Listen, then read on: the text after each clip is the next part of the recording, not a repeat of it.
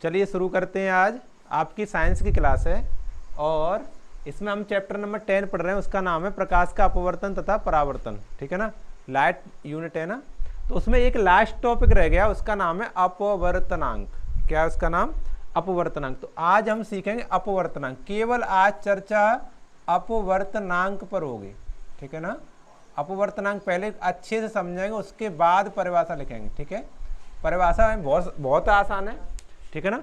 अब समझो पहले अपवर्तनांक क्या होता है। देखो, आपने पढ़ा है कि प्रकाश जब एक माध्यम से दूसरे माध्यम में प्रवेश करता है तो अपने मार्ग से विचलित हो जाता है, थोड़ा बहुत मार्ग से भटक जाता है। देखो, ये मैंने कांच की पट्टिका बना ली है आपको समझाने के लिए। ये कांच की पट्टिका बना ली, इसके कण है वो पास पास है, यानी ये सघन माध्यम है। और ऊपर दूर दूर कण है, ये वायु है। ऊपर क्या है? ये वायु है, ठीक है ना। अच्छा, इसको माध्यम मैंने पहला मान लिया, माध्यम फर्स्ट है, ये माध्यम पहला है और इसका नाम है वायु। ये क्या है? वायु, ठीक है ना। ये माध्यम सेकंड है, ये माध्यम सेकंड है और इसका नाम है कांच। इसका नाम क्या है? कांच, ठीक है ना। अब समझो, ध्यान से देखो, आपने पढ़ा था अपवर्तन वाले टॉपिक में कि जब प्रकाश किरण तिरछी पड़ती है, प्रकाश किरण तिरछी पड़ती है तो वह अपने मार्ग से विचलित हो जाती है, यानी उसका विस्तार हो जाता है, अपने मार्ग से विस्तार हो जाता है। तो जितना विस्तार होता है उसे हम अपवर्तनांक के रूप में जान सकते हैं। पहली बात तो ये है, उसे हम किसके रूप में जान सकते हैं? अपवर्तनांक के रूप में जान सकते हैं। अब देखो, ये चित्र के माध्यम से समझो। इस तरह से प्रकाश किरण आई तो ये इसको सीधा जाना चाहिए कायदा में, लेकिन वायु से मतलब विरल माध्यम से, ये विरल माध्यम है। ये कौन सा माध्यम है? विरल है। जो बच्चे पहले से पढ़ रहे हैं वो जानते हैं इस बात को, मैंने समझाया विरल क्या होता है, ठीक है। और ये माध्यम, ये सघन है। ये कैसा माध्यम है? सघन माध्यम। जब विरल से सघन में जाती है तो अपने अभिलंब की ओर झुक जाती है, अपने अभिलंब की ओर क्या हो जाती है? झुक जाती है। यानी प्रकाश किरण इस तरह से ऐसे करके ऐसे ऐसे, ये अभिलंब खींचा है मैंने, तो अभिलंब की ओर ऐसे झुक जाएगी, झुक के जाएगी, ठीक है ना। यानी ये अपवर्तन कोण है और ये परावर्तन कोण है, तो अपवर्तन कोण ज्यादा होगा इसमें, ठीक है ना। और दूसरी बात समझो, वायु में प्रकाश की चाल कुछ और होगी, और जब ये सघन माध्यम में पहुंचेगी, कांच पहुंचेगा, कांच में प्रकाश पहुंचेगा कांच में, तो इसमें प्रकाश की चाल अलग होगी, ठीक है ना। तो इन दोनों की चाल के अनुपात को भी हम क्या कहते हैं? अपवर्तनांक कहते हैं। दो बातें समझ गए ना। दोनों तरह से हम अपवर्तनांक को सीख सकते हैं। जब प्रकाश किरण किसी एक माध्यम से दूसरे माध्यम में जाती है तो अपने मार्ग से विचलित हो जाती है, यानी कितनी विचलित हुई है, कितना विस्तार हो गया उसमें, तो उसको भी अपवर्तनांक कहते हैं। या फिर किन्हीं दो माध्यमों में प्रकाश की चाल के अनुपात को हम क्या कहते हैं? अपवर्तनांक कहते हैं। मान लिया कि इसमें प्रकाश की चाल कुछ और है, v1 है ना, इसमें प्रकाश की चाल कुछ और है, v2, तो v1 अपॉन v2 क्या होगा? हमारा अपवर्तनांक के बराबर होगा, ठीक है ना। आगे बात समझ में। अपवर्तनांक क्या होता है? किन्हीं दो माध्यमों में प्रकाश की चाल का अनुपात अपवर्तनांक कहलाता है। ये परिभाषा इसकी, ठीक है। चलो परिभाषा लिखो फिर अब मेरे साथ। किन्हीं दो माध्यमों में प्रकाश की चाल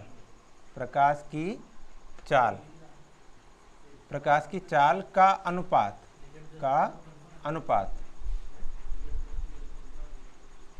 क्या कहलाता है? अपवर्तनांक कहलाता है। क्या कहलाता है? अपवर्तनांक कहलाता है, ठीक है।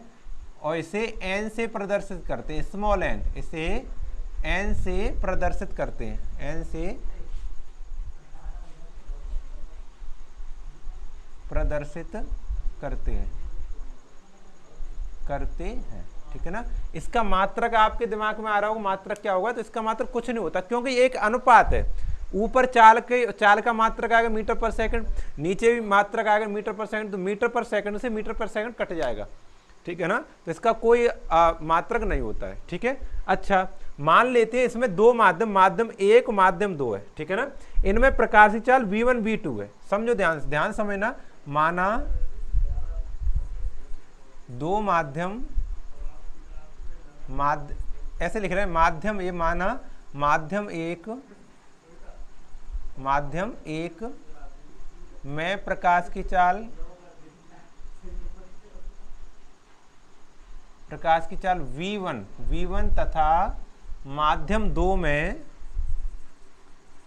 माध्यम, यहां देखो एक की जगह पे 2 लिख गया है, एक यहाँ पे 2, माध्यम 2 में प्रकाश की चाल, प्रकाश की चाल v2 हो तब आप इसको कैसे प्रदर्शित किया करोगे, ये समझो बात को, आप इसे कैसे प्रदर्शित किया करोगे, v2 हो तब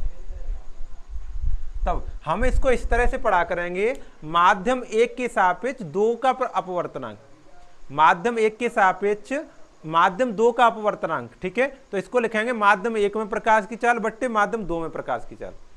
आगे बात समझ में, अगर हमको पढ़ना है माध्यम 2 के सापेक्ष 1 में प्रकाश की चाल, अपवर्तनांक सॉरी 1 का अपवर्तनांक, तो इसको हम पढ़ेंगे 2 में प्रकाश की चाल बट्टे 1 में प्रकाश की चाल। लिख के ज्यादा समझ में आएगा, मैं लिख के बताता हूं। देखो अब मैं पहला ज्ञात कर रहा हूं यहां पर, माध्यम 1 के सापेक्ष, 1 के सापेक्ष माध्यम 2 का अपवर्तनांक, माध्यम 2 का अपवर्तनांक, कैसे लिखेंगे, लिखना ही तो इसमें महत्वपूर्ण है, लिखना इसमें सबसे ज्यादा महत्वपूर्ण है। माध्यम 1 के सापेक्ष माध्यम 2 का अपवर्तनांक, 2 का हमें ज्ञात करना है, तो इसको लिखूंगा मैं n2 1, 2 का ज्ञात करना 1 के सापेक्ष, 2 का ज्ञात करना 1 के सापेक्ष, क्या लिखेंगे 1 में प्रकाश की चाल, माध्यम 1 में प्रकाश की चाल, 1 में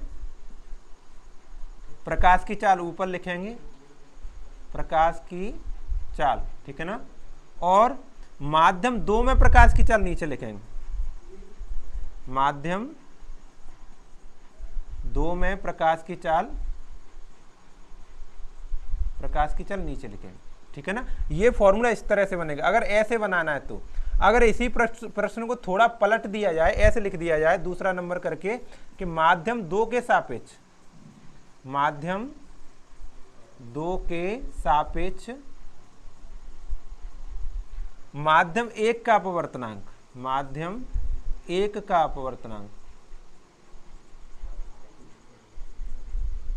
तो किस तरह से लिखेंगे इसे, ठीक है। तो फॉर्मूला कैसे होगा, माध्यम 2 के सापेक्ष 1 का हमें ज्ञात करना है, ज्ञात करते हैं उसको पहले लिखते हैं n1 2, इसको पढ़ेंगे 2 के सापेक्ष 1 का अपवर्तनांक, 1 का ज्ञात करें उसको पहला, किसके सापेक्ष 2 के सापेक्ष, तो 2 में प्रकाश की चाल ऊपर, 1 में प्रकाश की चाल नीचे, इसको लिखेंगे माध्यम 2 में प्रकाश की चाल बटे माध्यम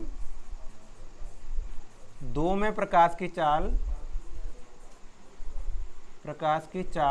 बटे माध्यम 1 में प्रकाश की चाल, माध्यम 1 में प्रकाश की चाल। ये तुम्हारे इस तरह से फॉर्मूले बनते हैं, जिसका हमें ज्ञात करना है वो नीचे आता है, ठीक है ना, जिसके सापेक्ष करना होता है वो ऊपर आता है, ठीक है। बात समझ में आ रही है, ये महत्वपूर्ण है, आपका परिभाषा भी इसकी महत्वपूर्ण है, और ये फॉर्मूला मोस्ट इंपोर्टेंट है, क्यों क्वेश्चन बनते हैं इससे, ठीक है ना। इतनी बात समझ में, ये अपवर्तनांक की परिभाषा होगी। एक और होती है हमारा निरपेक्ष अपवर्तनांक, मतलब ये दोनों माध्यम है, ये इसमें हो सकता है जल है, एक वायु हो, इस तरह से हो। मैं आपके लिए क्वेश्चन भी लेके आया हूं, तो क्वेश्चन से बिल्कुल क्लियर हो जाएगा, क्वेश्चन करेंगे तो ये फॉर्मूले क्लियर हो जाएंगे, ठीक है ना। ऐसे करके 2 माध्यम है, अगर इनमें से एक माध्यम में वायु ले लूं या फिर निर्वात ले लूं, निर्वात में प्रकाश की चाल, वायु में प्रकाश की चाल लगभग बराबर होती है, ज्यादा अंतर नहीं होता है, ठीक है।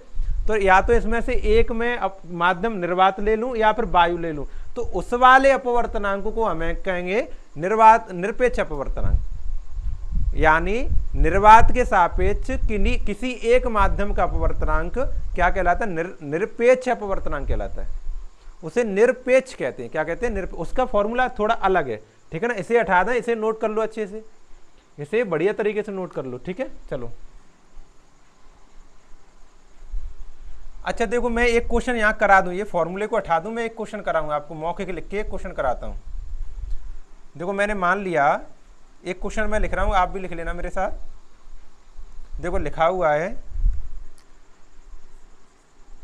कांच में प्रकाश की चाल, लिखो कांच में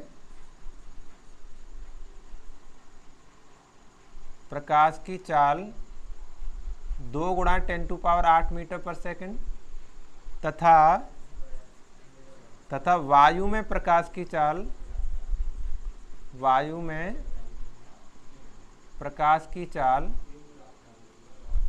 3 गुणा 10⁸ मीटर पर सेकंड है। तो वायु के सापेक्ष कांच का अपवर्तनांक ज्ञात करो। हमें ज्ञात करना वायु के सापेक्ष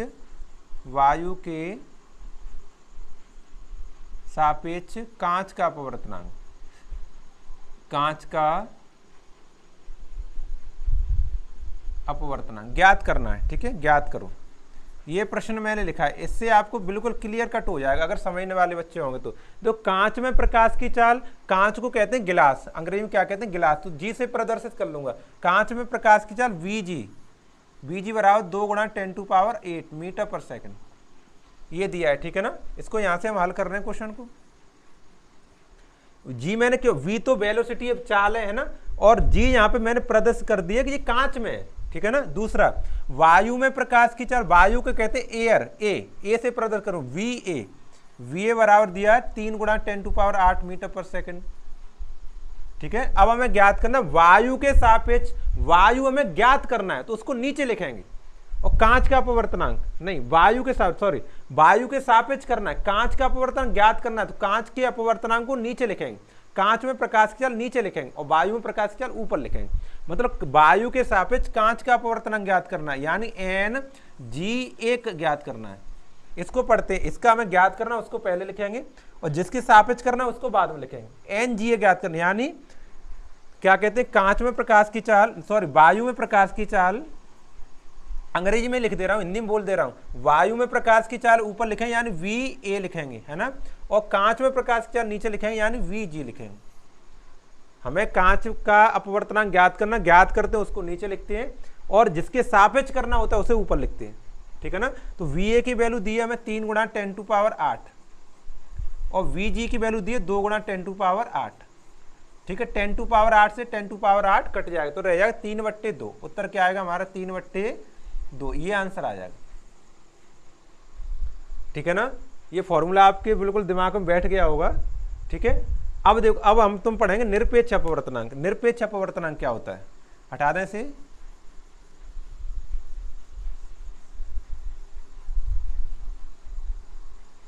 देखो हेडिंग लिखेंगे निरपेक्ष अपवर्तनांक।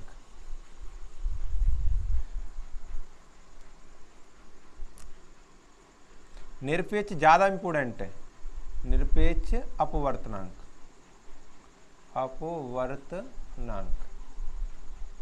ठीक है ना।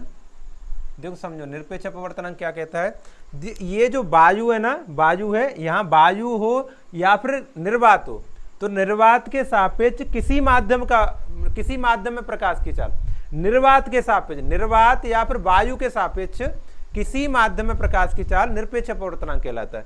एक जो दो माध्यम हमने पढ़ाए थे, माध्यम 1 माध्यम 2, उसमें से पहला माध्यम निर्वात होना चाहिए या फिर वायु होना चाहिए। ठीक है ना, यहां लिखेंगे निर्वात या फिर वायु भी लिख दे रहा हूं क्योंकि मैंने आपको बताया है निर्वात में प्रकाश की चाल, वायु में प्रकाश की चाल में बहुत ज्यादा अंतर नहीं, अंतर तो है लेकिन बहुत ज्यादा अंतर नहीं है। निर्वात में प्रकाश की चाल सबसे ज्यादा होती है, वायु में थोड़ी कम होती है, पर थोड़ी कम होती है। ठीक है ना, ज्यादा अंतर नहीं होता। निर्वात तथा वायु में प्रकाश के माध्यम के सापेक्ष, निर्वात या वायु के सापेक्ष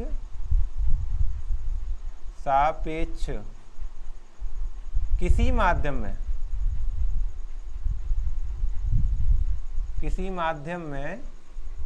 प्रकाश की चाल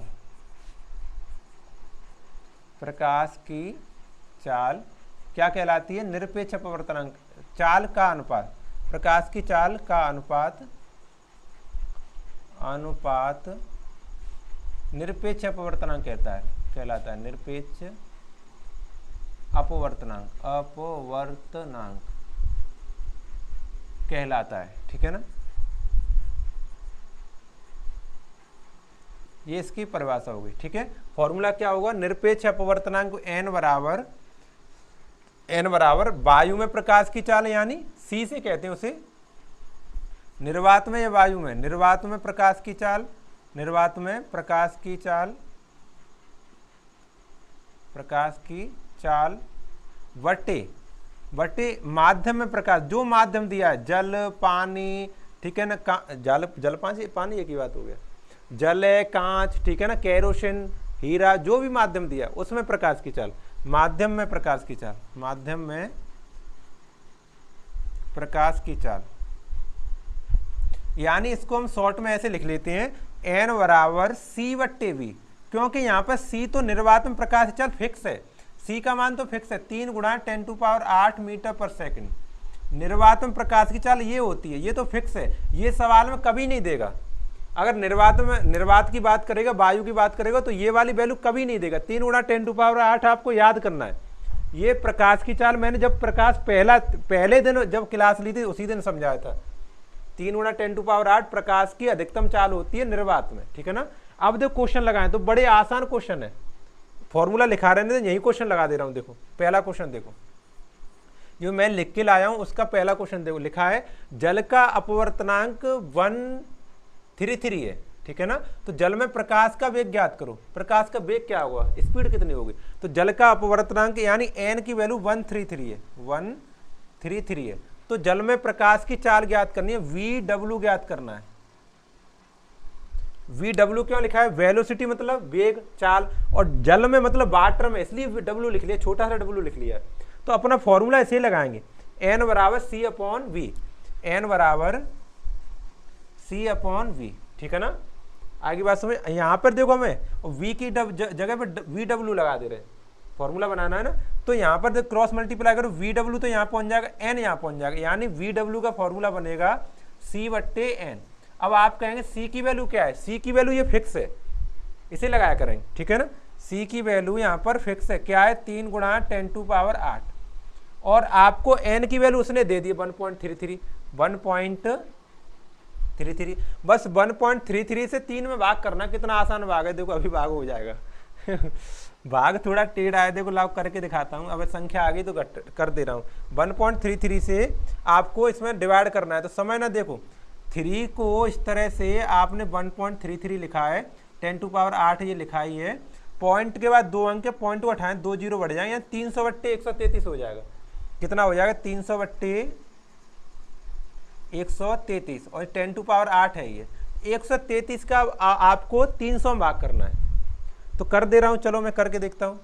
133 का 300 में भाग करना है, कितनी बार जाएगा, 133 दूनी 266, तो 2 ही बार जाएगा, 202 बार करेंगे, 266 घटाएंगे, यहाँ पर 4 बचेगा, यहाँ पर मेरे ख्याल से 3 ही बचेगा, यहाँ 0, 34 बचे। पॉइंट लगाएंगे तो 0 बढ़ा लें, फिर मेरे ख्याल से 3 बार 3 3 9, 3 3 9, 3 एकम, तो 3 बार नहीं जाए, 2 ही बार, 2.2 आएगा लगभग। अब आगे भी भाग चला जाएगा, पर इतना करने की जरूरत नहीं, 2.2 लिख लो, यानी हमने लिख लिया 2.2 और 10⁸ मीटर पर सेकंड। और 2.2 को भी लगभग में ये 2 लिख देता है, 2 इंटू 10⁸ मीटर पर सेकंड कर देता है, ठीक है ना। आगे बात समझ।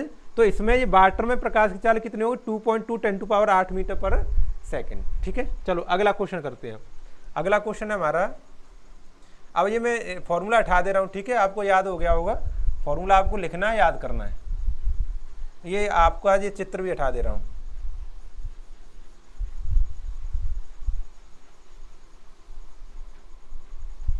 और ये परिभाषा भी हटा दे रहा हूं, ठीक है। अब 2 क्वेश्चन रह गए हैं, अपने 2 क्वेश्चन करते हैं, ठीक है।